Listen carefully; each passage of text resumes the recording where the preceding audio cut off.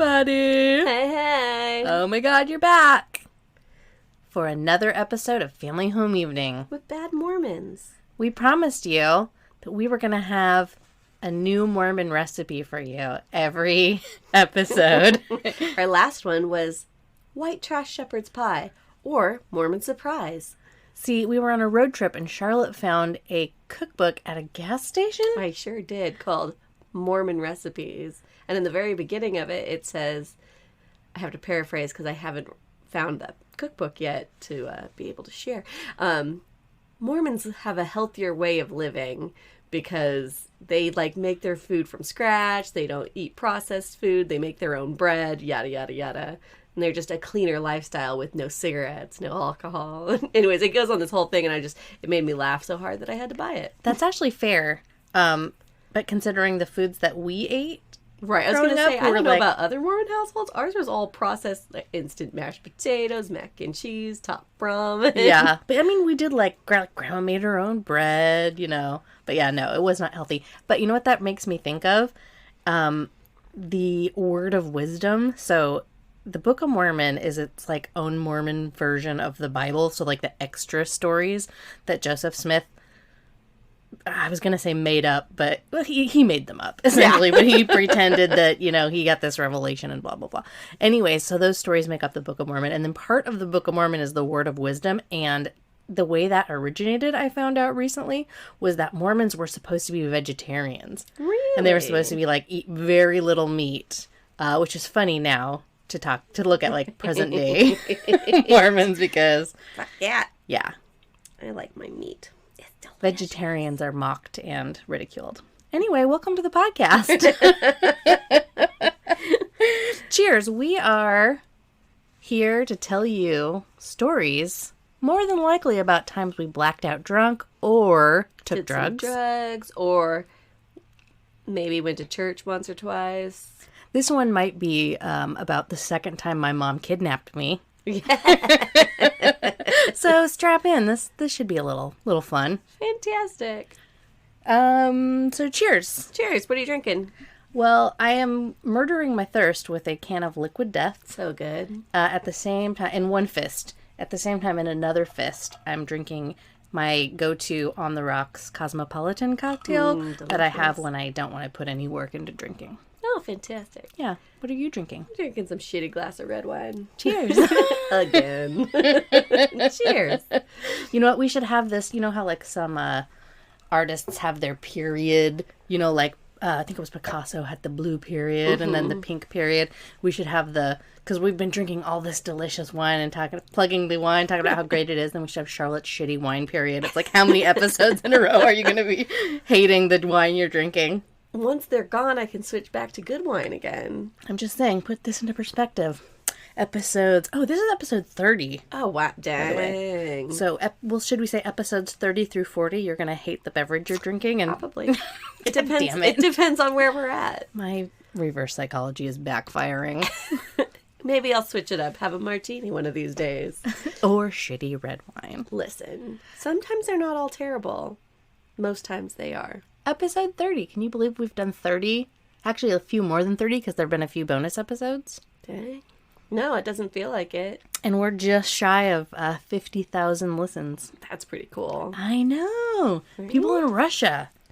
Right? People in Finland. I was talking to my friends who are going to start a podcast for hair, and they're like, so, how many listens you had? I was like, I think 10,000. They're like, wow, that's a lot. So congratulations. That's great. And I was like, yeah, it's great. And then Mandy walks in. She's like, it's closer to 50. And I was like, oh yeah, look, it says it right there. Cool. So thanks, you guys. Thanks for listening to our podcast. Yeah, thanks for making me feel all warm and fuzzy inside. And thanks for the people who support us, our patrons especially, who give us money. Thank you. And everybody who subscribes to our YouTube channel to help us monetize our videos. Yes, subscribe, do all that stuff. Cheers to you. Cheers to you. And cheers to me. I'm thirsty. Me too. What kind of cool shit's going on in the world today? Well, some idiots stormed the castle. I mean, the Capitol. All I could think was Billy Crystal going, "Have fun storming the castle." Yeah, with your tactical gear and your fucking zip ties, motherfuckers. And your truck full of Molotov cocktails.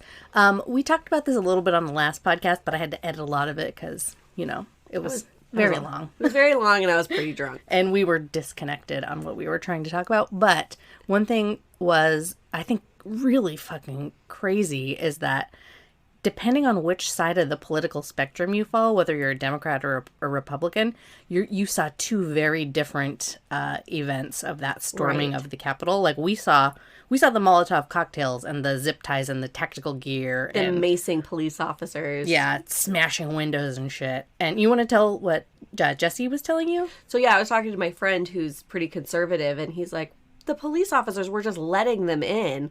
I'm like, are you fucking high? They were smashing the windows. They were pushing. Like, I saw them advance on a police officer who had to, like, he's like, stay back. And then he had to run away, grab his battalion thing, the baton. wood. Yeah. And then this guy just runs up on him. He turns around and, like, swings at him and, like, get back. And as soon as he turned around to run up, the guy was on him. Like, it gave me so much anxiety to watch. And I'm like, oh, so much for back the men in blue. Like, what the fuck? Right. Oh. Yeah, and then on the other side, they're, like, fucking taking selfies with them and just being like... I saw that video because I looked it up once he said that. I'm like, where the fuck is he getting this? And sure as shit, I guess on one end of the building, they for sure were like, get out of here. You're not supposed to be here. On the other side, pretty much opened the door for him and said, you're not allowed to be here. Go away. You're not allowed to be here. Go away. But they weren't at all trying to stop them. There was probably somebody at the top who, like, orchestrated that. So, like, at this exit or entrance or whatever, at this door, we're going to position these people and we're going to invite these news crews to come on that side. I wonder. You know what I mean? Like, because how else?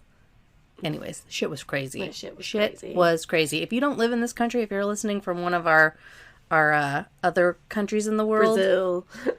I mean, the shit is going crazy. And I think this is actually a good time to bring this up because I had this on my list of things I want to talk about. Arnold Schwarzenegger, did you see that thing he posted? I saw he did a thing, but I didn't actually watch it or read it. Yeah, he posted this thing on Twitter, and it was a little over the top because there was, like, some pretty dramatic music playing, and was a little too loud. And but essentially, the message, it was like a 7-minute video, and I posted it on our Twitter, so I'll retweet it again for people who want to hear it. But basically, he was like, hey, I was born a couple years before the end of World War II. Like, I remember, it's called the Night of Broken Glass, and that was basically, like, the night where the Nazis, the Proud Boys of that time. Which were fucking Nazis. Yeah, the Nazis. Well, the Nazis were like a political party. These were like the Proud Boys of the Republicans. Got it. That's how this all started. So, like, basically the Proud Boys of that Night of Broken Glass. He said, because he grew up in Austria. I think I already said that. It was called Kristallnacht. And it was in 1938 that this happened. And basically, like, the Proud Boys went out smashing glass and terrorizing and rampaging, and committing hate crimes against Jewish people.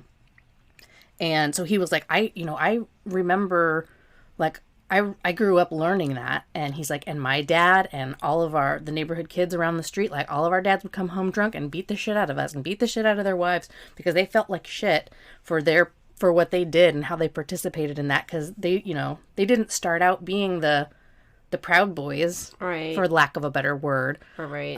Actually, no, fuck them. Fuck that anyways. Oh, you marginalize, you beat up other people, so you're gonna go beat your family too? Well, let me finish what I'm saying. I'm like, I don't like where this is going. It wasn't just that. It was so they didn't originally choose to be a part of that, but it grew from that tiny bit of fucking hatred and dissent or whatever and blew up into this big thing. And now these normal, like, family guys are following orders and, getting into the war and shit like that. And then, they're just doing what everybody else is doing and what their leader is telling them to do. And then afterwards, looking back on it, they realize what fucking assholes they were and what bullshit that was. And it's causing them to drink and feel guilt and take it out on other people. You know what I mean? So that's what I'm trying to get at. Right.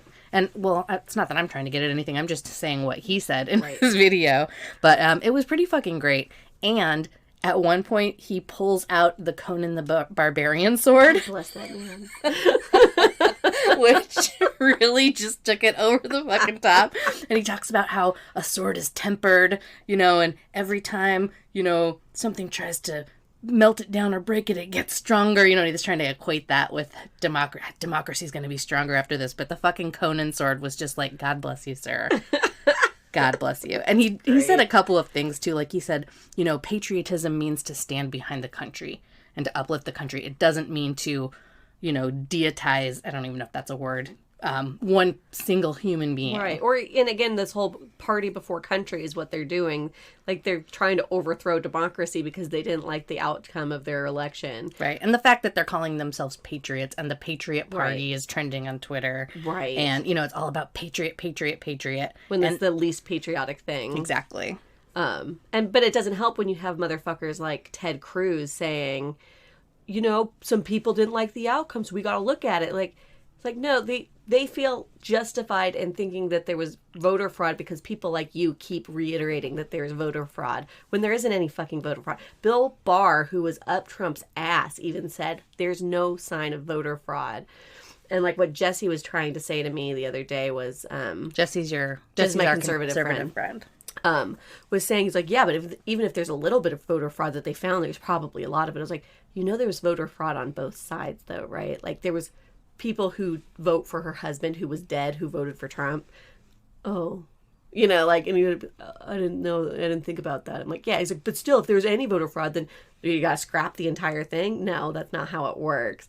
But then they started going off on saying the special elections because of COVID, you know, they had more mail-in, which I've been mailing my vote in by mail since I was 18. I don't know why now all of a sudden it's a problem. He's like, that's an absentee ballot. I'm like, no. I was never out of the state. I always voted by mail because I'm lazy and I don't want to go to a polling. Well, it is called an absentee ballot. He's right. But he was it's different. Insinuating that it was because I was out of the state. So no, he's not. I think it's just confusing because it's called an absentee ballot. But that's what you use when you don't want to go to the polls. Oh. I've been doing the same thing too. Okay. The reason why they're trying to say like, oh, now there's voter fraud is because so many people are doing it because of the pandemic. Right.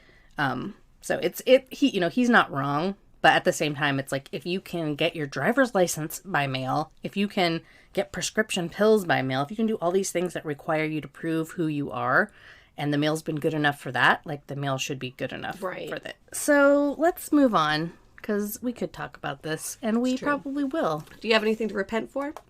I do, actually. Well, I don't know if this really counts as repenting, but on the last episode, we were talking about if we'd given Andrea a cool name yet. And we were kind of calling her our, like, party girlfriend, bad influence. I think we should give her the moniker of bad influencer. Yeah, I like it. Okay. Okay. I don't know if that really counts as repenting, but that's where I put it. So, Andrea, if you're listening, you're now called the bad influencer. I did want to add, though, so, talking about cool shit rather than politics. Don't. I'm not saying you're looking at me like, sorry. I didn't mean to insinuate you were the only one talking about politics. I'm doing the same fucking thing because it's infuriating. Right. But I did want to mention I watched this series and I'm sure I'm late to the game like I am to everything, but I watched this series called 13 on, I don't know if it was on HBO or if it was on Prime. I should have written that down. But it was basically about this girl who was kidnapped when she was 13 and locked in a cellar for 13 years. What? By this psycho. And like, the very first episode is her escaping. Oh. And there's only like a few, 7, 8 episodes or something like that. But it's pretty good. That's pretty cool. Mm-hmm. I've started rewatching Buffy the Vampire Slayer because it's awesome. Last shutdown, I rewatched True Blood. That was a mistake. Buffy the Vampire Slayer, you cannot go wrong. Yeah, you can't go wrong with Buffy. And Sopranos. I'm kind of mixing the two together. Yeah, Sopranos is good too. I was on the fence with Buffy. Like, when Buffy first came out, it was prime time for me to be a fan of Buffy. And I was like, not just by the name alone. Right. And I think by watching the movie. Oh, right. I was just like, well, not only that, but like the theme song, you're like, what is this? Well, actually, the theme song was totally my jam. That's my music. Nerf Herder? All right. Yeah. Maybe. I don't know what it was. I just was like, I'm not watching that. That's stupid. And I'm such an idiot. It's like one of the greatest shows ever created. So I used to, because I went to high school for like maybe 6 months of my 9th grade year, and then I dropped out and went to continuation school because I was like, fuck this. I just want to graduate as quickly as possible. And my friend Shelly would get home from school around 2:30. So I would show up at her house and we would make tuna fish sandwiches and watch Kids in the Hall.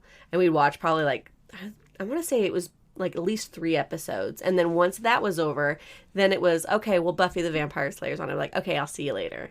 And that we did that, not every day, but like whatever, but like every Friday or whatever. Because I go over there quite a bit. But yeah, I was like, oh, fucking Buffy. Or she's like, we can watch anything else. She's like, nope, Buffy's on. I'm like, all right, I'm going home because I'm not watching this. And then I don't know what happened. I was getting ready for work. Nothing else was on TV. So I was like, fine, I'll watch it. And I was like, well, I guess that was kind of funny. And I was like, damn it, this show's really good. Mm-hmm. I guess this kind of fits in with our whole theme of continuously making questionable life choices throughout our lives. Same thing with Friends, although I'm not going to compare the two because Buffy is so much better than Friends. Yeah. But like I refused to watch Friends because everybody loved it so much. And then I was at Grandma's house where we had the antenna, bunny ear antennas, and it was Cops or Friends. And I love Cops, so I just watch Cops all day long. But then it was like a rerun. It's like, I've already seen this episode. So I was like, fine, I'll watch Friends. And then it's that, I'll be there for you. And I was like, absolutely fucking not. I will watch anything else. I think I turned it to like Judge Judy. And no. And then I stumbled on him when it was a funny part of an episode. I was like, oh, fine, I'll watch you. And then I fell in love with it. And then by like the 6th season or whatever, I was like, and I'm fucking out. Yeah. The later seasons were not as good, but it was a pretty funny show. Yeah, I mean, the early episodes were funny. So like going back and watching them, it's like, okay, yeah, that's good. But yeah, once I started really getting into it, like that was the last good season. And then, which was maybe like season 5 if I had to guess. But yeah, that got real bad. Depending on, I think we might have already mentioned this once, but I was trying to think of like, if I had to pick a favorite series ever, what would it be? Because Buffy would be right up there. That would be right up there. 6 Feet Under. I was going to just say that. 6 Feet Under. Maybe we should rewatch that one too. Yeah. I rewatched that a couple years ago, and I still just cried like a baby by the end. I was like, stop. I knew this was good. Sometimes if that song just comes on, I'll start getting teary-eyed. Like, not that it comes on often, because, but I'm just like...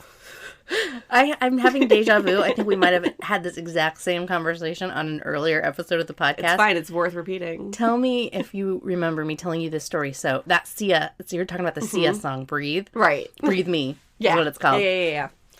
There was one night when my friend Ryan and I were at Dennis's apartment, and the 3 of us in San Francisco, the 3 of us took Molly, and I don't know what Dennis was doing, but Ryan and I were crowded around this tiny space heater because it was cold, just like listening to each one of us had one AirPod into one ear, and the other one had the other AirPod in their ear, so we had one little iPod that we're sharing, and we just listened to that song probably like 28 times in a row. Crowded around this little space heater in Dennis's apartment. Does that ring a bell? Is that new? No, I haven't heard that story. Okay. So yeah, that's new to me. I made myself what I like to call a crybaby mix of music, and that song was on it. And on Tuesday when I work at the co-op, for when I started in the grocery department, I was the night stalker. So, we'd throw the loads onto the shelves while the store was closed. Well, Tuesday was the smaller AG load, and so they only needed one person to work that, and I got stuck with it. But you're by yourself, so I could listen to whatever I wanted to over the overhead grocery store speakers. And so usually it'd be like They Might Be Giants, or it'd be something that nobody wants to listen to on a day when we normally all work. And yeah, I left that. So I put in my Crybaby mix, which had a lot of Morrissey and like Smiths and like some Sia on there. And I forgot. I think I either forgot to take it out of the CD player because it was like a 7 CD player rotation thing, or a bunch of Night Stalker people came in because you could still get beer after hours if you put it in the Pay Tomorrow book. Oh, yes. So they came in to get some beer, like, what are you listening to? And they just tore me apart. And I'm like, listen, you guys aren't supposed to be here. We're closed. That Pay Tomorrow book was the shit. That really was good. They finally made it so you couldn't put alcohol in the Pay Tomorrow book after a while. But I think that was because there was one night we just had it was a large load. We were tired, but we also needed to let off some steam. So, there was steps outside of the parking lot, right? So we were all sitting there drinking. And then we'd just be like, fuck, we're out of beer. Let's go back into the grocery store, put some more into the pay tomorrow book.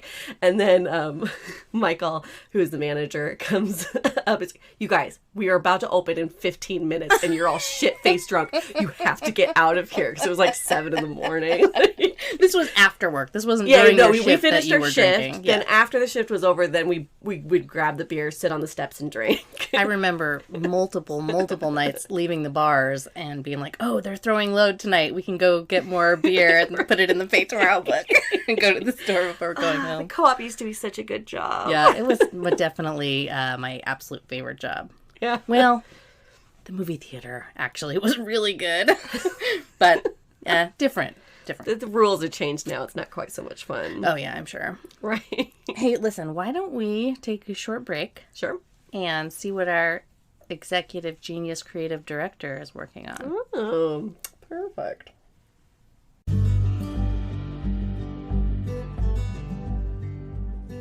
Hey, girlfriends. Like me, you're probably looking for ways to keep it fresh down under. Well, look no further. I bequeath to you Temple Twat, the new, fresh, heavenly way to keep your cooter clean. Our line of feminine hygiene products will keep your lady business invigorated and open for business. Why not give Temple Twat tampons a go? Our tampons come in 4 sizes to help accommodate the highs and lows of Satan's waterfall.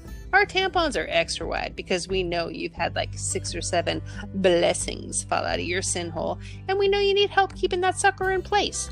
Our tampons come unscented or powder fresh to help tame that stench trench.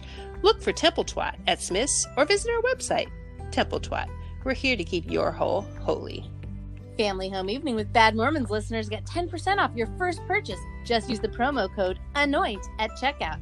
That's promo code ANOINT for 10% off your first purchase of Temple Twat.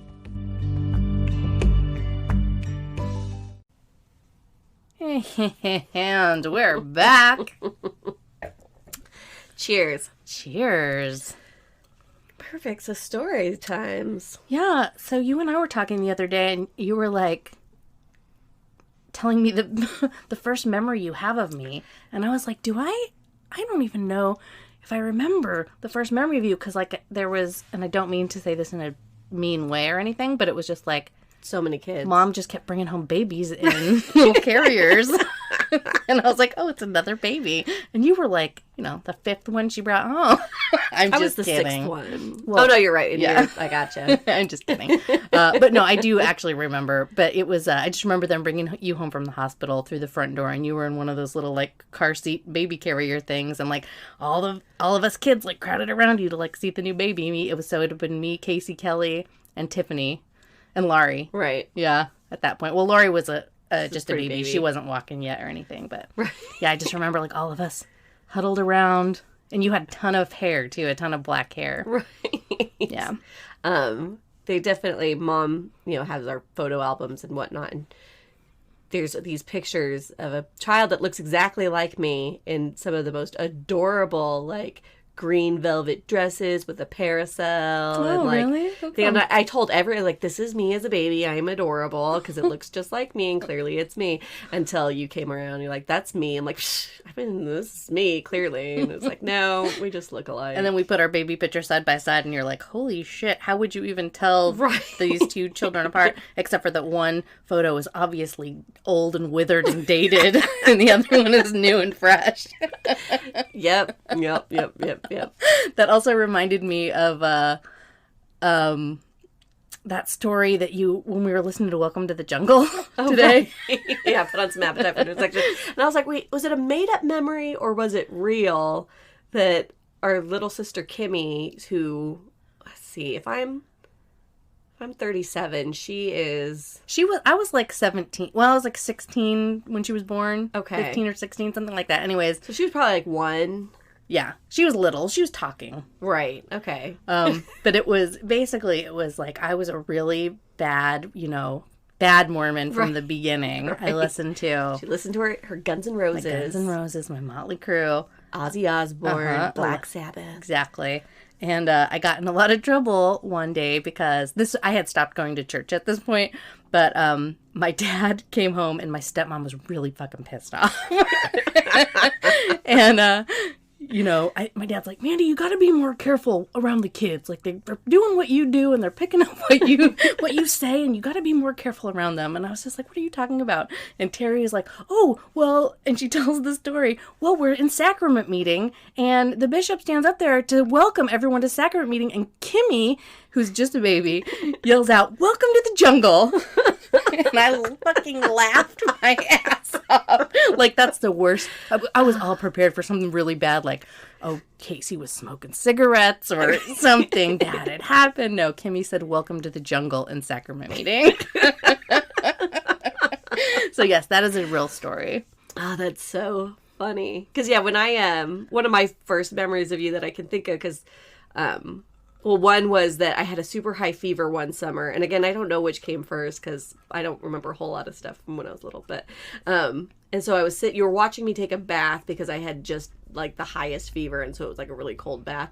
And we had one of those like glass thermometers that you put under your tongue. Oh, yes. The old kind. Yeah, totally. Yeah. It was totally old. And I picked it out like a cigarette because I had seen you smoke. And I was like, yeah, I'm smoking. And you're like, don't do that. And I don't know whether you did it because you didn't want me to smoke or you didn't want to get in trouble. I remember that. And it was because I didn't want you to smoke. I was like, you can't do that. Don't ever do that again. That's bad for you. That was actually one of the first moments that I kind of realized that, like, you guys were paying attention to me. Right. I was like, oh, shit. But yeah, and then the one other time was we'd go down to King's and like Smith's to play video games and whatnot at the arcade that they would have in the front there. And there was these cute little kittens and I wanted one so bad. And I came back and I asked Terry if I could have one. And she said, no, absolutely not. And I'm like, that's funny because I'm going to do it anyways. And so I went down there and I remember I picked out what kitten I wanted. And they're like, did your parents know you're doing this? Like, yep, no problem. Bye. And walked back up and I went into your room and I was like, hey, Mandy, look. Got a kitten. You're like, where did you get that? I was like, got it down at Smith's. Oh, it's my kitten now, Mom. I gotta hide it because Terry said I can't have one. You're like, well, what are you gonna name it? And I was like, oh, I don't know. You're like, you should name it Ozzy. And I was like, yeah, Ozzy.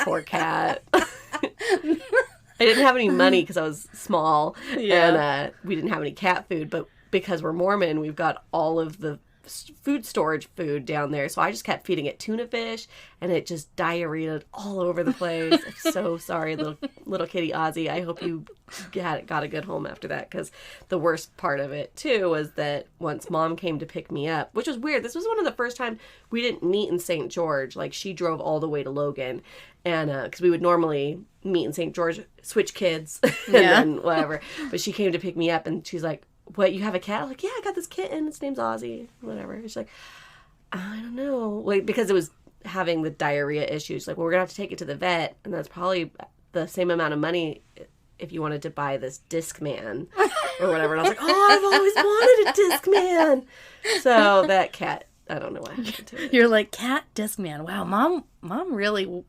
had the, what's the word I'm looking for? Psychological manipulation down. Right? Yeah, I still feel bad about that. I mean, by no means should have I had a cat at that age anyways. I don't know how to take care of it. Clearly, I thought I could eat tuna fish and not have a problem. But yeah, I thought for sure it had some like disease because it was diarrheaing all over the place, not its diet. Yeah, right. I'm sorry, little Ozzy. Well, little Ozzy's got to be in heaven by now because that was how many long years ago? Time ago. I just hope it just wasn't euthanized right off the bat. Yeah. I wish I could remember what happened to that cat, but I think I moved out and moved up to Washington, moved out on my own shortly after that. That makes sense. Yeah. Do you want to hear the story about the second time Mom kidnapped me? Yes, I do. You've heard this one, I'm sure, right? Remind me. Okay. There's so many stories. So much earlier in the podcast, we told you guys about how our mom she basically absconded in the night and took all of her 6 kids at the time, and we hid out. We're refugees with polygamist families in central Utah. Well, my dad was looking for us and couldn't find us and had no idea where we were at. So that whole story played out. My dad finally got us back. The littlest ones, Charlotte and Laurie, stayed with Mom. The rest of us went with Dad. And I wasn't with Dad for very long because I remember that was like right around when I would have been in the 4th grade. Shit, where's my spreadsheet? I think I got it right here. So that would have been right around 85. Okay. And 85, 86. Maybe it was 86. Oh, yeah, it would have been 86 because I was in the 5th grade in Logan. And then we moved to Vegas in 86. Yeah, that makes sense. And that's right around, Richard was born right after that. But so I asked, I wanted to go with Mom to Vegas because she had been living in, when we left the polygamists, we were living in Preston for a little while, which is how she met her next husband. And me and Casey have tons of great Preston stories. So hopefully I can get Casey back on the podcast so we can tell you about fucking all the, I won't get into it, but there's some stories there of us trying to raise our brothers and sisters. And then, so my mom met her next husband, and then they moved to Logan, and that's when and she was pregnant with Richard in Logan. Okay. So there was a short period of time, like around a year, where Mom and Dad both lived in the same town, right? So it was not and we had been separated from our dad for a while, so it was like nice to be, close to each other. And so then Mom and Jeff decide they're going to move to Vegas, and I really wanted to go with them, and Dad's like, absolutely not. You are not fucking well, he didn't say that, but right. He's like, no, absolutely not. I just got you guys back. Like, no way. You're not moving to Las Vegas. Forget it. And so I told Mom that, and she was like, okay, so here's what you're going to do. Pack up your suitcase and meet me on the corner of 3rd and of 4th North and 3rd East at 5 o'clock. And so I did. I packed up my suitcase, met her out there. She picked me up, and then we got to, 3 hours away. And then she's like, okay, call your dad and tell him where you're at. And I remember calling my dad, and I can't remember exactly like what was said on the phone, but he was just like, okay, all right. And I heard later on, I can't remember who I'd heard this from, but he was just like so upset and crying. Oh, no. And like, it breaks my heart to even think about it now, because basically like it was half I ran away and half I was kidnapped. But it's funnier if I say I was kidnapped for a second time, because I was in the 5th grade. Anyways, I feel seriously terrible and guilty about that to this day. But then we moved to Vegas, and I went to 6th grade in Vegas, and that's where Richard was born, because Mom was pretty like visibly pregnant when we left. And I wish I had more of a story to tell about Vegas, but the one story that really stands out to me, and I wish I had more details. I've tried Googling it. I've tried every avenue I can think of to try to like research this, other than asking Mom about it. Right. But there was one point where, so there was a bunch of us kids, right? And then there was a bunch of neighbor kids, and we would all play in the front yard in front of our houses, because we lived right next door to each other and across the street, I think. And I was the oldest one, so I had to like watch all the kids all the time. And there was this one point where we're like all out in the front yard like we are, and I remember this white limousine drove by, and which was out of the norm for our neighborhood. Like, we lived off of, I want to say it was like Charleston and Lamb, and you could kind of see the showboat, the old showboat, which isn't there anymore, but you could kind of see that down in from Fremont Street area. Okay. But you couldn't see any of the strip or anything like that. And so we didn't get limousines in our neighborhood. And this white limousine drove by, and then, 5 minutes, a short time later, it drove by again. And I was like, okay, what the fuck? And I'm in the 6th grade, right. And then it drove by a 3rd time, and I was like, okay, Mom, like, this white limousine keeps driving by or whatever. And from what I remember, from what Mom told me, she called the cops, and it turned out there was a bunch of kidnapped kids in that limousine that were headed to whatever. But yeah, Fantasy Island, fucking crazy shit. That's my that and Richard being born in the living room are my 2 big memories from Las Vegas. Living in Las Vegas. I remember, and this has got to be some weird thing, but it was after the cockroaches. I remember you turn the lights on outside and you just hear them and you could see them scatter. Oh yes. And then it must have been some storm. Anyways, I just remember hundreds of dead birds on the sidewalk. They'd all got knocked out of their nests or something. You know what that was? I remember that too. I wasn't sure if I wanted to say it because it's so morbid. It was gross, but I have no idea what the hell was going on. They were little tiny featherless baby birds that had just hatched. It was because it was so hot. Oh. Basically just cooked them. Oh, that's so And then they would sad. fall on the ground and really sizzle. But yeah, it was really gross. And tarantulas. There was tarantulas there too. Do you remember that? The little baby tarantulas, the little gray. But I remember frogs too, but maybe I'm just throwing that in for good measure. I don't remember frogs in the desert, no. No, I mean like dead frogs. Where would they have come from? I don't know. The sky? And maybe I did make some of it up. I was like, I think I just put it in there because, apocalypse birds everywhere. So. Yeah. Toads raining from the sky. Right. Like, Yeah. Like magnolia. Yeah. No, it was those birds. I remember those birds. That was very traumatizing. Yeah, that sucked. Ew. Ew. Yeah. So anyway, Vegas, that lasted a year. Then we moved here. And then we moved here. What movie is that from? I don't know. Oh, lucky me. We moved here. Lost Boys. Oh. Corey Haim with his sweet ass jacket and his at the comic book shop. Mm-hmm. Anyways, So yeah, it's fun. that's one of the stories about one of the times my mother kidnapped us. Kidnapped me. I guess when, there's no clear line in the sand of like, it's my child, I'm just taking it. Or you just have a sense of entitlement and do whatever you want. I mean, at the end of the day, that's what it is. Anyways, I really hope that my dad doesn't listen to this podcast because I think he'd be so disappointed in me. At the same time, if he does, Why would he be disappointed in you? just Bringing up old shit? no, just taking drugs. Just, Oh, yeah, no. Mandy, that's dangerous. I had to tell him that I took LSD just on the off chance that he ever heard the podcast. I was like, listen, this is what we talk about. He's like, well, that sounds dangerous. I was like, it's fine. I'm not taking We're pills. still alive. I'm not taking heroin. Right? I'm not doing, well, I was going to say meth, but I'd be lying might if I act- said I never tried meth. I thought I think some cocaine I did might not have been cocaine once. Yeah. Yeah. I didn't choose to do it. And I remember I was so pissed that night too. I was like, well, now I can never say I've never done meth. Well, if Dad does ever listen, and he happens to listen to this episode of the podcast, Dad, I'm really sorry that I let Mom kidnap me. It was her fault, not mine. I was a child. Did not know better. And it makes me think of the one time I didn't live with Dad very often because I hate snow. And I was never really a big fan of our stepmother anyways. Like, we just didn't get along. I feel like the times that I did live there, it was always constantly butting heads. But yeah, I lived there one year and Mom came to pick me up for something, but it was February, so I don't know what she was doing there. I think she was just there to visit. But like, out of all of us kids, I was always living with Mom. So I feel like for me to be living with Dad was tearing her apart.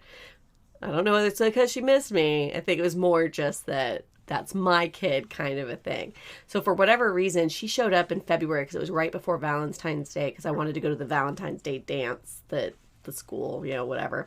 And she's like, Charlotte, are you ready to move home yet? And like, Dad's kind of like, hey, you can't come in here and just be like, and I was like, oh, no, I want to go to the Valentine's Day dance and I want to do this and that and whatever. She's like, because if you come, you'll be able to go to like Disneyland. And I'm like, oh, I do like Disneyland. And Dad's like, we'll go to Logan or we'll go to Lagoon. And I'm like, oh, I like Lagoon, but I have this memory of like jumping from one lap to the other lap. Like I had to have been like 8. What was I sitting on anyone's lap for anyways? But like, I was like, oh, Lagoon, yeah, I'm going to go sit on Dad's lap. And then Mom would be like, I'll get you a season pass to Disneyland. I was like, oh, okay, I'm moving back home. And I did. And I feel really bad about that. But I was not having a great time. I hate being cold. Yeah. That's the worst part about Logan. Right. I cannot stand the weather. And, Dad works all the time, or he used to work all the time. So it was like I barely got to see him anyways. Yeah. The man sacrificed. Right? He sure did. He's a good dude. Yeah. Good dude. Solid. Now he's living out his golden years mission. Maybe one of these times we should tell the story of that little interim between Mom, when Mom was married to our dad, and when Terry is married to our dad, when he was married to that lady named Cindy who had all those psycho kids. There was like 6 kids of her own. So at one point there was like 13 children living in under one roof. A 2-bedroom, 1-bathroom house. Let's skip that. Yeah.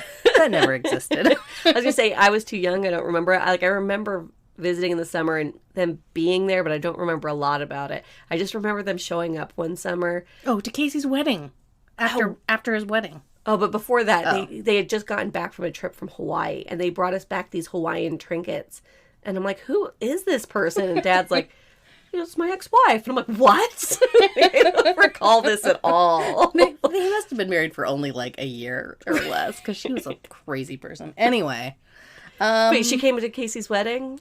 Well, yeah, because so we couldn't go to the wedding because it was at the Castle Grayskull, the Mormon Logan Temple. We're not allowed in there. But so the after party at the house, yeah, she showed up there. And we were all like, oh my God. How did they find out about this it? is awkward. That's what we asked. Did they put it in the newspaper maybe? Like, I don't know. So weird. Yeah. Anyway. Fun times. So let's end this podcast. Okay. I want to go back to Arnold, the governor's tweet, because it really spoke to me. And he said something about, basically he was trying to end his thing with like, hey, you guys, we need to get over this shit and come together. But basically he was talking about how he was brought up Catholic, and he said that there's this Catholic principle called a servant's heart. And it's basically just referring to serving something other than yourself, or serving something greater or more important than yourself, which, you know, the Mormon had kind of the same thing. It was like being in service to others. And I feel like that's actually a legitimate and kind of a cool way to live. Oh, like, absolutely, yeah. Obviously, you're not gonna, you know, just everything in your life can't be about being in service to others, but like that should be the main focus. Like exactly the antithesis or the opposite of every single person we saw when we went out to Costco today. You know what I mean? Like just not giving a shit about anybody but yourself, not wearing a mask, standing on either side of the aisle, basically without a mask on, shouting to the other person, having a conversation, and forcing people to walk through the tunnel of your fucking breath. Ugh. I don't know. That's just obviously on my mind because it just happened, and I'm like, what is fucking wrong with you people? And I just had coronavirus. They're completely inconsiderate of other people. Like, they're not even doing it maliciously. They're just oblivious of anybody that's not them or the person directly in front of them. Yeah, so there's like, if there was like 3 stages, it's like the middle is just being ignorant, right? Right. The other one is just being malicious, and the other one is being in service to other people. So it's like, let's all try to like do something, you know, be in service in whatever way that is, you know, whatever that looks like. Maybe it's volunteering, maybe it's donating money, maybe it's donating time, maybe it's, I don't know. Let's figure out what it is. I like it. Thanks, Arnold. Thanks for helping plant the seed. Right? Because I'm all for unity and getting past this nonsense that's been going on for the last 4 years. But we can't get past anything until people are held accountable for their actions. So this whole, like, Lindsey Graham saying, we need to get past this and just move on. It's like, no. Because actions without consequences mean you're going to do it again. Right. So this whole, like, oh, don't impeach him. Don't make him suffer the consequences of the shit that he does. He'll just continue to keep shoveling out shit. Yeah. So that's another conversation. No, my thing is to be better. Is that, yes, we can all unify after the people who caused and stirred up the shit, you know, pay for what they've done. Sure. Yeah, absolutely. 1000% agree. Perfect. All right, well, cheers. Cheers. Thanks for listening to our podcast, you guys. Thanks to the people out there in Senegal and Tunisia and Malta. Those are some new countries we have on our list. Awesome. Thanks for checking it out. If you're enjoying it or if you hate it, either way, head on over to Apple Podcasts and leave us a review. Yeah, go to YouTube. Hit that subscribe button. Mm-hmm. If you are interested in any of our merch that we're making, we have a website. We actually have some really cool ideas we've been kicking around, so we're going to put together some merch in the next couple weeks. You're going to see some exciting stuff coming from us. And we're on all the social medias. Check out our Patreon. If you have any stories, send us an email, or if you read an article that you think is hilarious that kind of pertains to poor life choices or something that has to do with the LDS or LSD, then go ahead and email us a link to that. Thanks, you guys, so much. We'll see you next week.